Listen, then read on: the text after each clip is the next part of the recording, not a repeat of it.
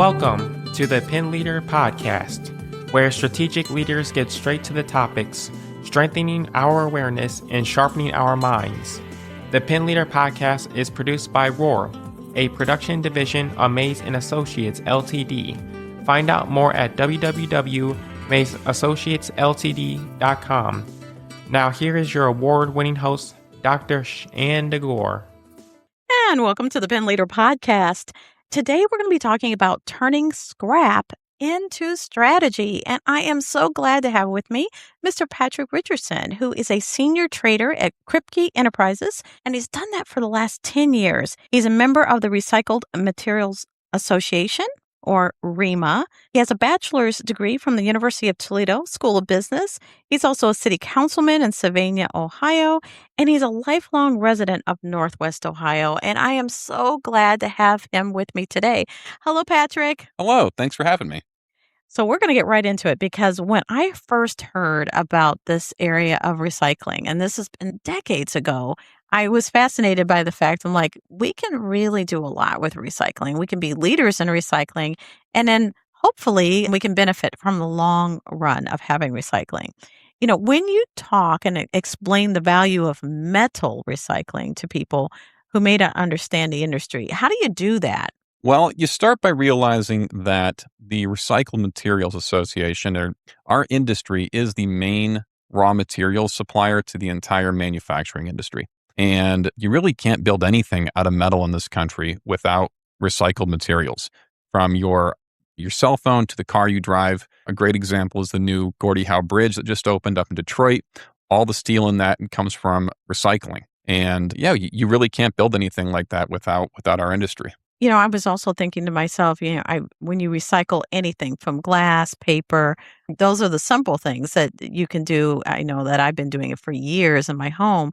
But then when I think about, what you're doing with metals, are you seeing a change from like people focusing on metals and coming in and having that recycling done because it is something that you can keep recycling over and over again?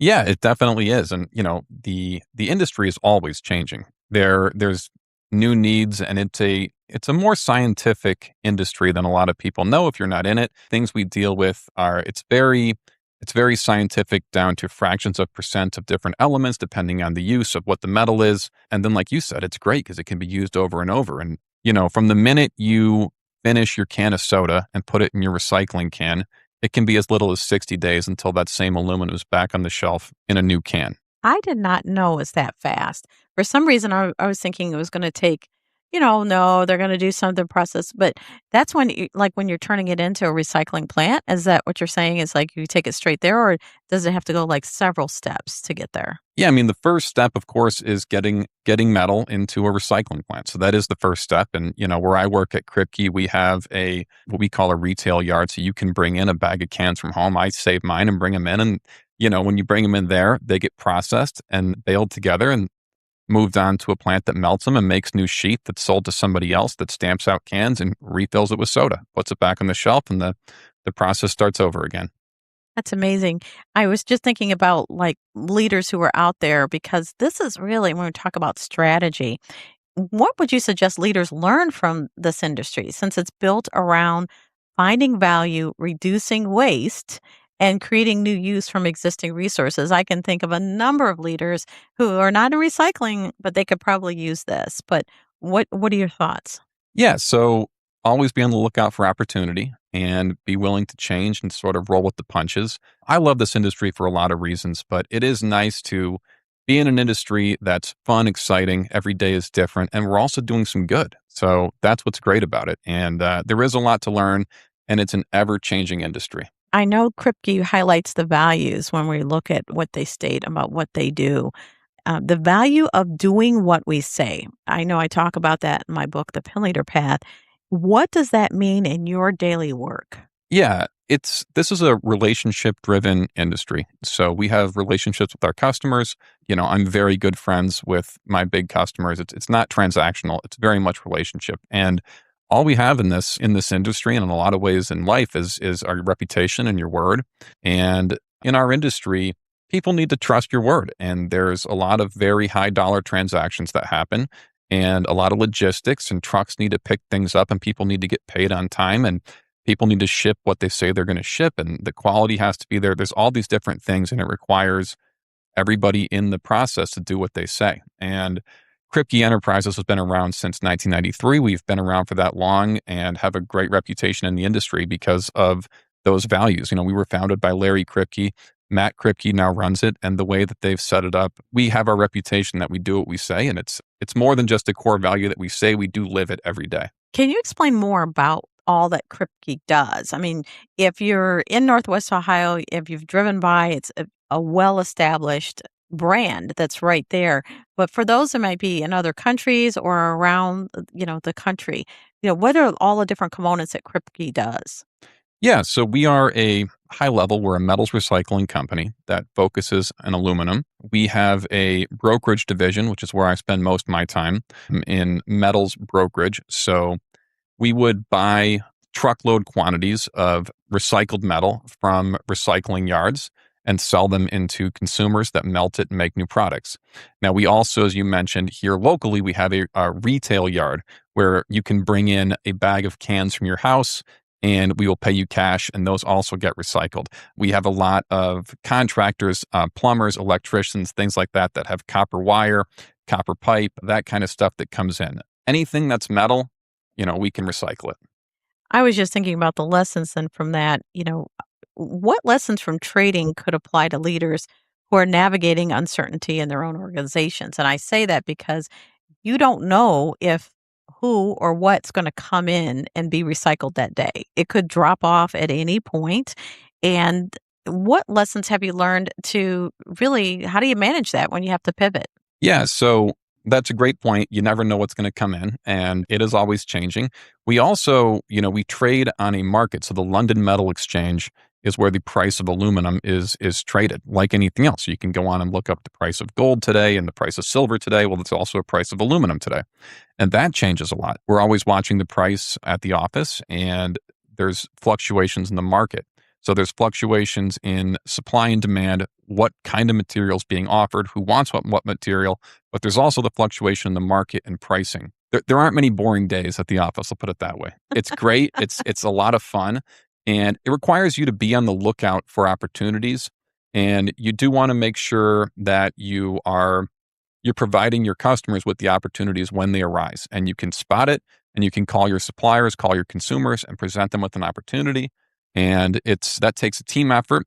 We work in an open air room where all the traders sit, and we can stand up and be collaborative and talk and shout out ideas and come up with opportunities. And it's that kind of a good communication environment that allows for somebody to see an opportunity and execute on it. So I was just thinking, because of your role as a senior trader, understanding that and those relationships, you travel a lot, correct? Yeah, we travel a lot. The owners of the company do encourage us to be on the road and visit customers. We're also very, very involved in our industry association, the Recycled Materials Association.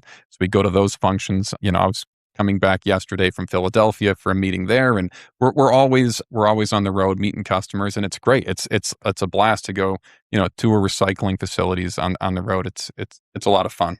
Can you give an example of how a strong relationship, because you were talking about, it's not transactional, this is relationship and relationship building, really helped solve a challenge or create an opportunity? Can you think of an example of that? So there's a zillion, and to take a step back, it's funny because it's relationships I do think are really good, and networking is very, very important. I only got into this industry through networking and relationships. Of a friend from college, Matt, knew the owners of this company, and he set me up with them, and I was able to become a member of this industry and this company through that. I never thought about metal recycling before getting into this. I was fresh out of college looking for a job and fell into it because of a relationship I had, and now I've been doing it 10 years. So it's funny how time flies, but yeah, in it, every day is different relationships that help us solve problems. And, oftentimes somebody needs a certain item to melt to make something that they need for an order, and you have a relationship and you're able to call them and explain what you need. And it doesn't feel like a sales call because you're just talking to your friends. And I think that's the relationship, and we all help each other out. And we know that these transactions are all mutually beneficial, so it's just easy to do. But the relationships are great. I was at a Phillies baseball game with a customer he's a good friend of mine, but we also work together. And there's a million examples like that. And a lot of my best friends happen to be people I do business with in this industry. I do talk about that relationship building and how important it is with networking, but there's a level of credibility too. Patrick, you've earned your reputation for 10 years of working in the industry.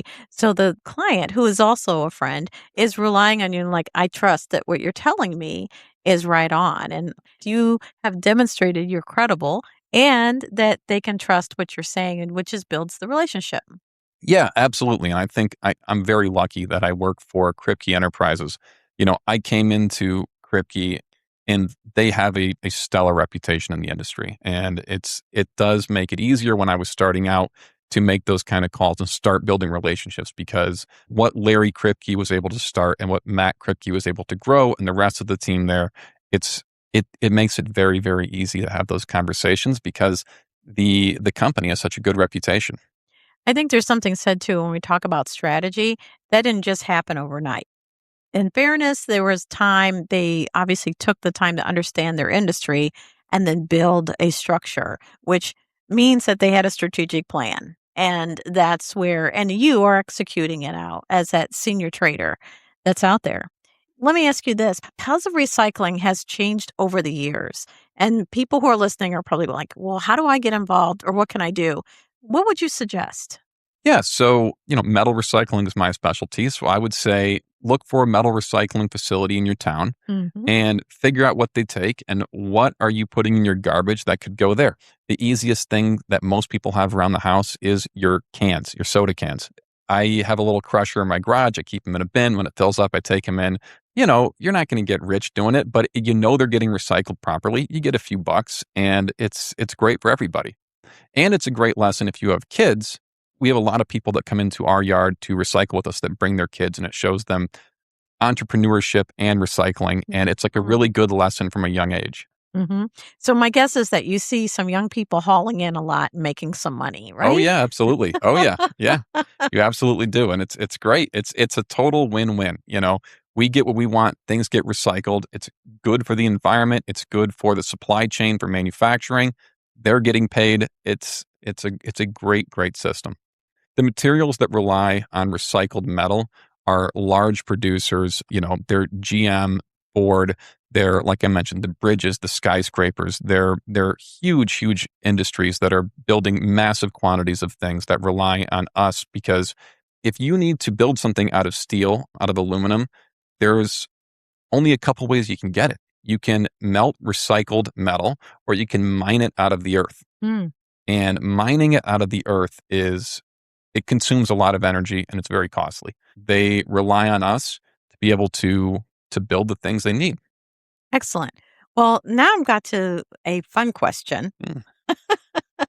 What are you reading and what are you watching? I know you're not just talking about senior trainer, you're watching the numbers, but what are you reading and what are you watching? Okay, I am reading and I'm almost done with a book called Incidents Around the House.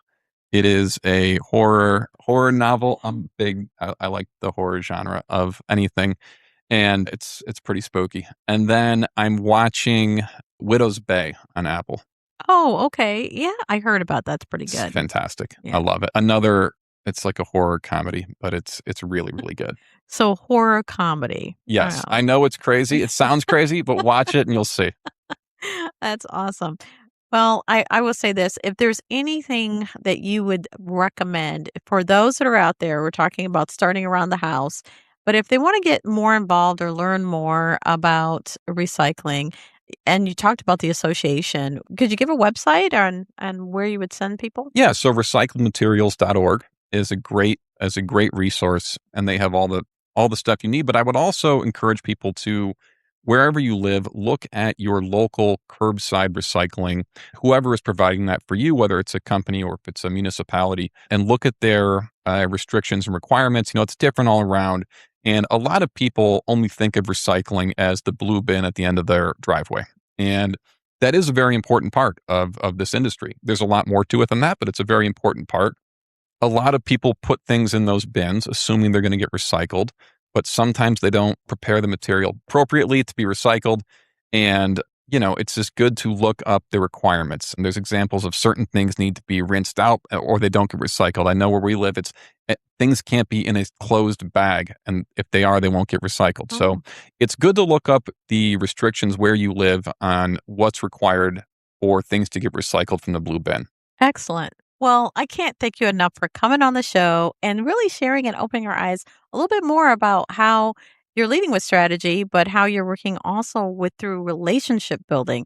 And this is something I didn't even bother to ask you about AI because I know individuals can't build that and do that through AI. This is one of those components that personal touch is really critically important. It definitely is. And AI is becoming a part of our industry. There's no doubt. People are already using it in certain sorting technologies and software and things like that. But I don't think you're ever going to be able to replicate having a relationship with somebody, shaking hands, breaking bread, and discussing the industry. AI can't replace that. Excellent. Well, I will say thank you to our listeners who are catching the show and also contributing. We appreciate your feedback as well.